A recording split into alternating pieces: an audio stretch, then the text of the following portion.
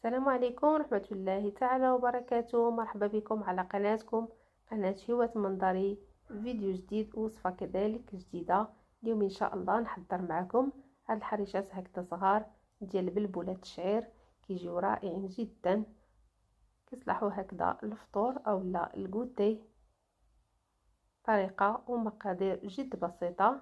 نتمنى الفيديو ديال اليوم يعجبكم وتتابعوا الاخر، واللي كيزور القناه ديالي اول مره كنرحب به، ونتمنى اللي عجبو المحتوى ديالها يشجعني هكذا باشتراك وكذلك اعجاب الفيديو ويبارطاجيه مع الاصدقاء للفائده. ونخليكم مع المقادير وطريقه التحضير.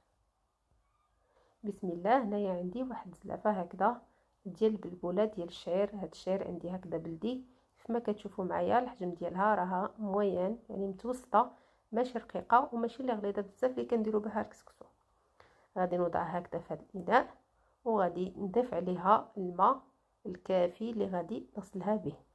الا كنحتاج نغسلها هنايا كيف ما قلت لكم، لان هاد البلبوله هكذا مطحونه وضروري خصنا نحيدو منها داك الصفا اللي تيكون فيها.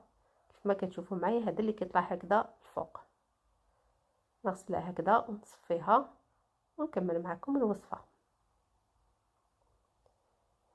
بالنسبه للناس اللي غادي يستعملوا البلبوله هكذا ديال الباكيه، ما كيحتاجوش يديروا هذه العمليه انهم يغسلوها، لان هي اصلا كتكون مفوره، راه كتباع هكذا واجده اللي بغى يستعملها.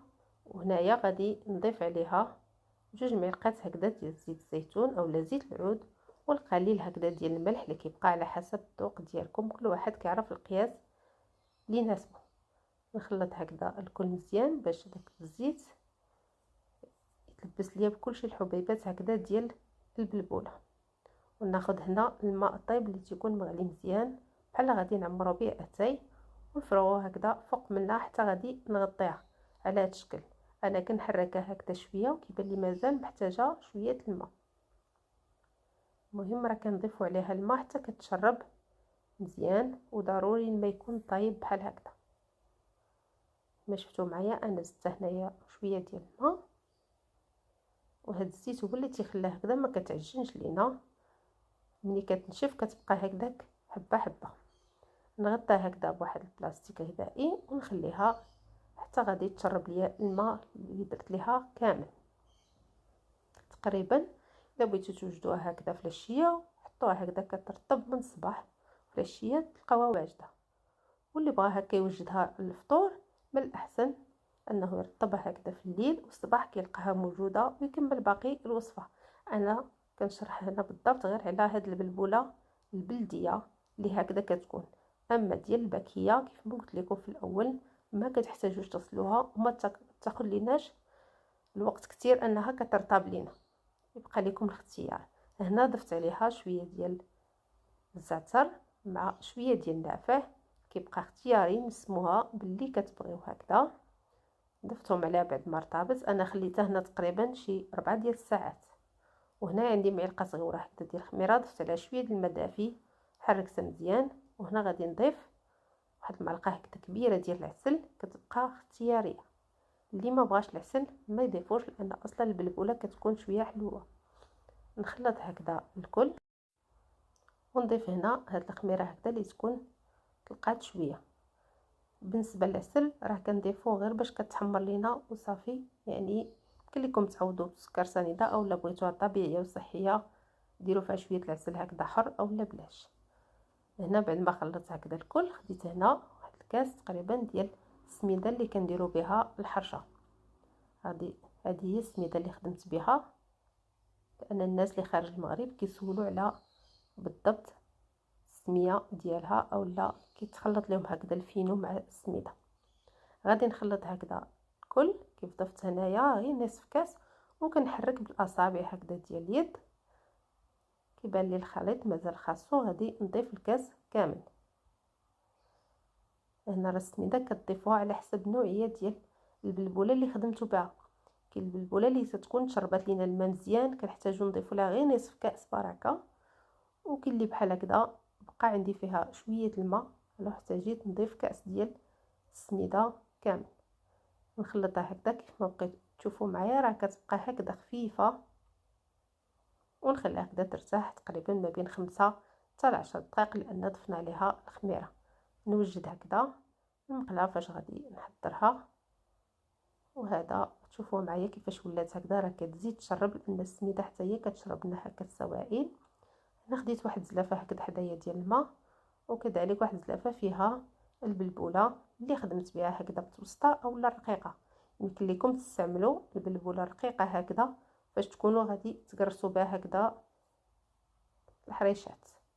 كندير يدي هكذا في الماء باش كتفزك ليا هذيك الخليط، وكيشرب ليا اولا كتلصق فيه هذيك البلبوله اللي كنديروها فيها. كنظن ان الفيديو راه واضح. كندير لها هكذا من جوج ديال الجهات، كندير هكا على شكل ديال كره. وهنا عندي هاد الدائره هكذا اللي كنديروا بها الحرشه. يمكن لكم تخدموا بها اولا تخدموا بالعلاقه هكذا ديال الشوكولا اولا اللي متوفر عندكم، غير باش كيجونا هكا الدائرات اولا الحريشات مقادين بنفس القياس على هذا الشكل. نعاود ناخذ هكذا الثانيه كيف ما قلت لكم، تنفزك شويه ديال الماء، كناخذ هكذا القياس ديال الحريشه. انا درتهم هنا شويه كبار، اللي بغى يديرهم صغار كيبقى ليه الاختيار في القياس ديالكم. كيف ما صوبت هكذا الاولى كنديرها البلبوله هكذا من جوج ديال الجهات. كما كتشوفوا معايا راه كتبقى خفيفه، راه ما تكونش قاصحه هكذا. الخليط خصو يكون هكذا خفيف باش ملي كطيب لينا من الوسط كتجي خفيفه، ما كتجيش ثقيله الحرشه. وكنضغط عليها هكذا، وهذا هو الشكل اللي كتاخد عندي هكذا مقاده. ضروري نوجدوها هكذا في مقله اللي كتكون بارده حتى كنكملوا هكذا الحريشات ديالنا. عاد كنحطوا المقله ديالنا فوق النار بنفس الطريقه هكذا، غادي نكملهم وندوز هكذا نطيبهم فوق البوطه. بالنسبه للطياب ديالهم كنديروا ليهم العافيه تكون مهيله باش كيطيبوا مزيان، وكيتخليهم هكذا طياب الحريشات. ما نجهدوش عليهم البوطه باش ما يتحمروناش، يبقاو من الداخل شويه خضرين. ما كتشوفوا معايا ملي كتحمر هاد الجهه كنقلبها على الجهه الثانيه. ما كنطيبوا الحريشات ديالنا العاديين هكذا تحمرات من الجهتين، نحيدها هكذا ونكمل الباقي الحريشات اللي عندي. ما بين كل وحده كنمسحوا هكذا المقله باش كتحيد منها هذاك البلبوله اللي طاحت فيها، ونكمل باقي الطياب ديالها. هذا هو الشكل ديال الحريشات ديالي بعد ما كملتهم كاملين في الطياب. كيجيو لذاذ بزاف ومن السمين بالزعتر والنافع. يمكن لكم تضيفوا لهم حتى الكمون، كيجيو رائعين جدا وصحيين خصوصا للفطور. نتمنى الفيديو اليوم يعجبكم، وكنشكركم بزاف على المتابعه ديالكم، ونتمنى اللي شاف الفيديو ديالي ويعجبو ما ينسانيش من الدعم، يدير لي لايك، اللي كيزور القناه ديالي اول مره يشرفني باشتراك. وهكذا غادي تشوفوا معايا الحريشه حتى من الداخل ديالها. غادي نفتحها معكم واخا مازال سخونه. يمكن لكم هكا تغمسوها بزيت العود كتجي رائعه، اولا دهنوها هكذا بالجبن اولا بالزبده بلديه اولا بالعسل الحر. كيبقى لكم الاختيار، كتكال بكلشي الطرق. حقا كتجي لذيذه بزاف. جربوها وان شاء الله تعجبكم، واللي جربها يخلي لي رايه في التعاليق. كنشكركم بزاف على المتابعه ديالكم، على التشجيعات ديالكم.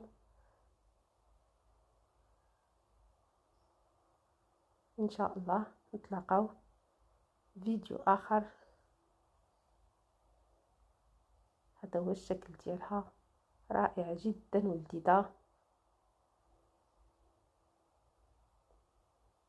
والى اللقاء فيديو اخر ان شاء الله، ودمتم سالمين.